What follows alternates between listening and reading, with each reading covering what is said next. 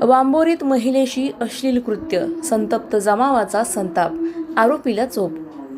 वांबोरीत अश्लील प्रकारानंतर तणाव, नागरिकांचा संताप, आरोपीची धुलाई.